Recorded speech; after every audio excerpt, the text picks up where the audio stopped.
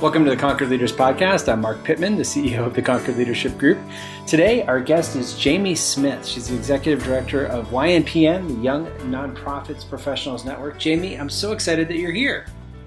Yes, Marc, and I am so excited to be talking with you. Thank you so much for inviting me on your podcast.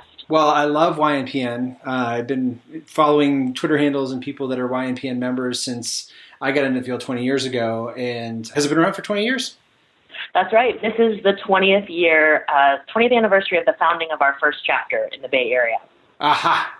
Yay! So just super thrilled to have you on the podcast. You know, the things that I like to ask our guests first is, what do you like about leadership? What's your favorite thing? Yeah, this is a really great question. And I was reflecting about this as I was thinking about our conversation today. And I was thinking about some of my earliest encounters and experiences with leadership or being considered a leader. And I'm a millennial. I'm a young nonprofit professional. And so I'm part of a generation that grew up maybe having formal leadership opportunities a little bit earlier in life maybe than previous generations did. So, you know, I was involved in clubs in high school and had leadership roles in those clubs. And I have a really strong memory of when I was in high school kind of having this feeling of like, oh, what I like about leadership is, you know, is feeling like I matter, you know, it's feeling important and it's feeling like I can contribute and feeling like I have an agency that I didn't normally feel, you know, as a high school student or just as a young person moving around in the world. And, you know, that really used to be, I think, what attracted me to leadership positions. But as I have thankfully matured since high school, you know, I still get those feelings of, you know, having the opportunity to have an impact on something and that being something that I really love about leadership. But I think that nowadays, what I love most about leadership is getting to help other people have that feeling of discovering their agency and discovering that their work and their contributions matter, and getting to experience through the work that we do together a different facet of what they can bring to whatever problem it is that we're trying to solve.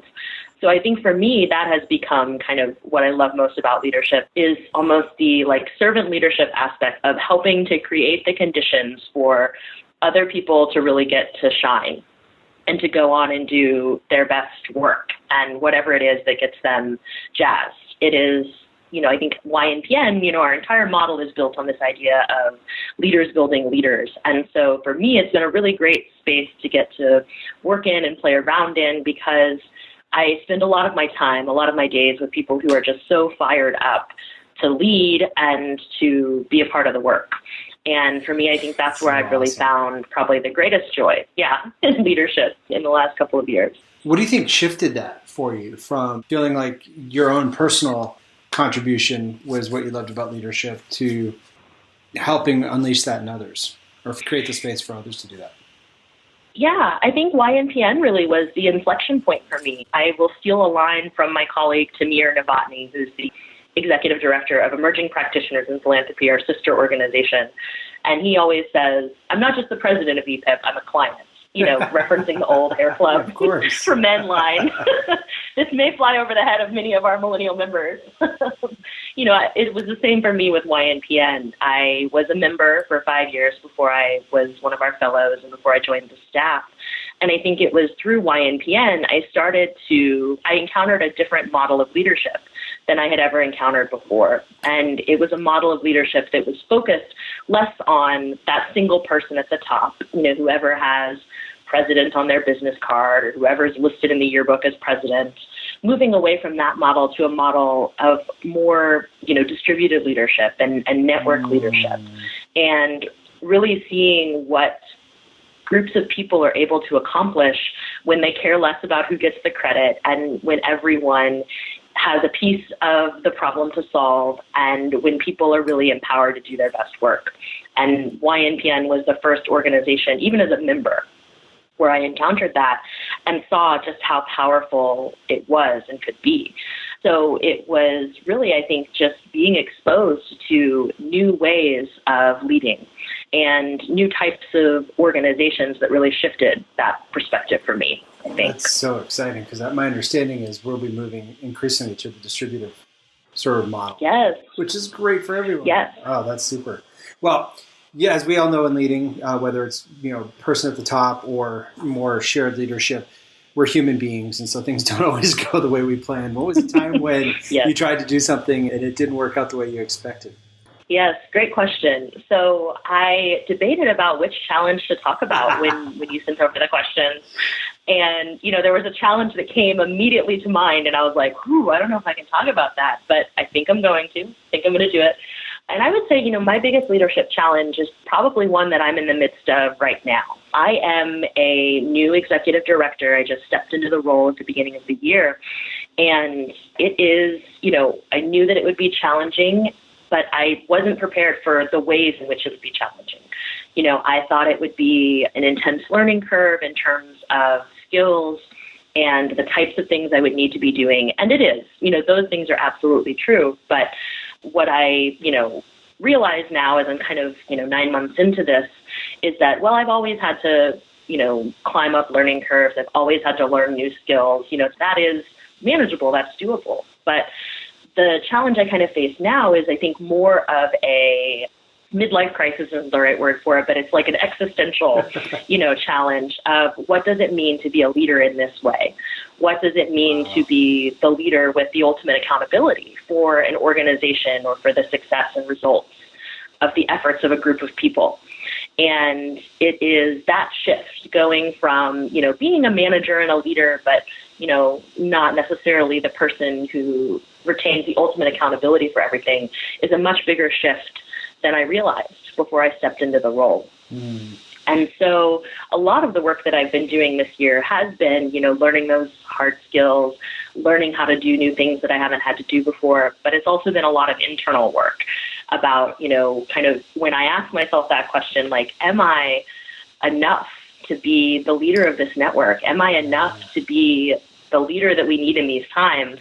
It has been me kind of asking that question repeatedly this year and then trying to answer it and talking to other people about how they answer it, which is why I loved your podcast so much. I think there's, getting to hear from folks who have walked this path before and the challenges they face has been really helpful to me in terms of knowing that this is not a unique challenge. Many new executive directors and executive leaders feel this way.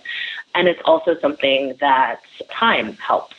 So being compassionate with myself and allowing myself the time to be acclimated, to kind of have evidence bear out that I can do this work, can do this job.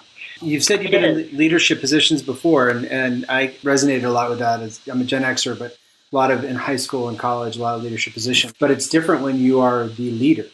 The sense I get, and maybe, I don't know if this resonates with you, but is that you're really exposed. There's no one, no supervisor to give you feedback, and your board, as wonderful as they are, often doesn't provide the same sort of feedback, nor should they, that a single supervisor or boss would in previous positions. Mm-hmm.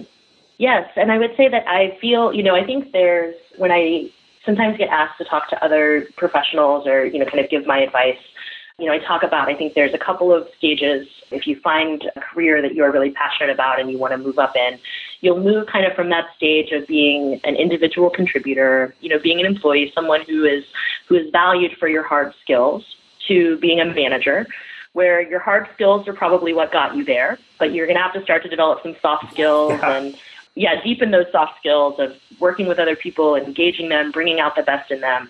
And then I think there's a third jump of moving from manager to executive, where it's not just helping people contribute their best work. It is, to me, I feel a responsibility to create the kind of work environment where people feel like they can bring their best selves. And, that is a whole other level of, engagement and being, not just doing the work, but relating to people in a different way in order to be effective at that very, very lofty goal of trying to create a space where people feel like they can do their best work and be their best selves. But yes, I would absolutely agree that it's a transition that, and think until you've gone through it, we don't talk a lot about what it looks like or how to prepare yourself for that transition. Well, and part of it, I think, is because if you're not in it, if you haven't experienced it, you're not. Right. A couple of years after married, a couple of years after college, but it was a couple of years after I'd been married, I went to a marriage retreat with my wife, and there were 3 other couples that had gotten married about the same time, and then 1 couple that was engaged. And the married couples were shocked. What? How do they know what we're fighting about? Cameras in our kitchen? What's going on? Are they reading our mail? And the engaged couple said, well, we're just taking a list of things we're not going to do when we get married.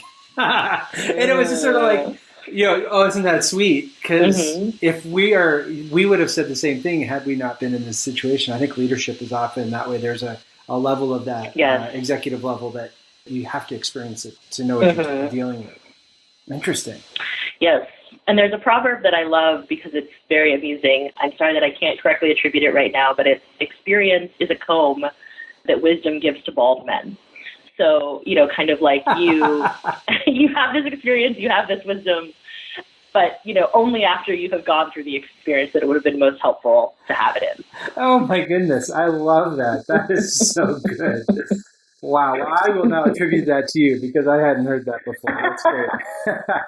So we have come to the end of our conversation. If there's one thing that people listening to this, they're resonating with what you're saying, what would be one thing that you'd recommend that they do if they do nothing else after listening to this?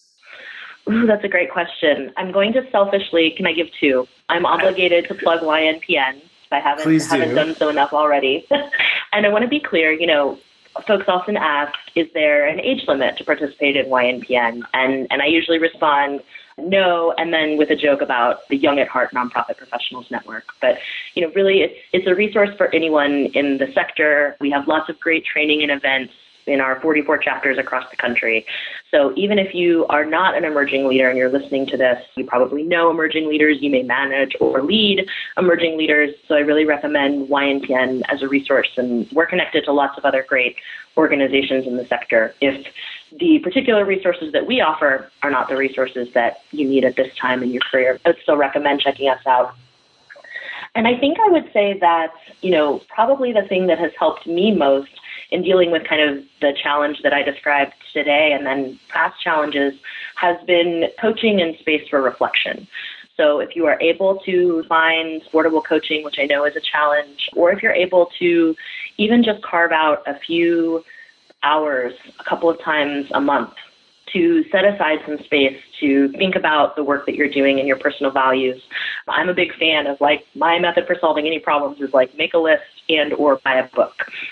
And I think just having some time, if you do nothing else, if you set aside a couple of hours a month for you to really reflect about your leadership, maybe work your way through a book, maybe find an accountability buddy, but just some kind of space for you to do something that is not work, but is just thinking about work, I think will have a huge impact on, your confidence, your effectiveness, pretty much you name it. I think that has been the one thing that has helped me the most in dealing with challenges.